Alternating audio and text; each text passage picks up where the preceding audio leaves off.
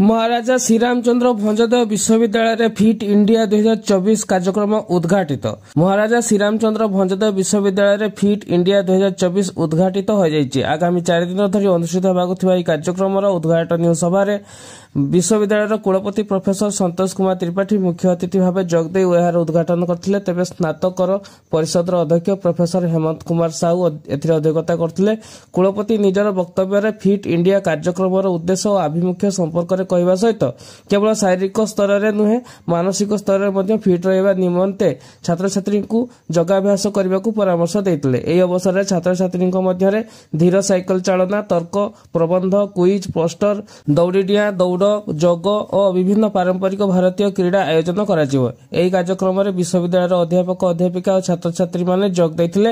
ए संपर्क में जिला सूचना और लोक संपर्क अधिकारी अविनाश पाणी संध्या प्राय 5:30 समय एने गणमाध्यम को सूचना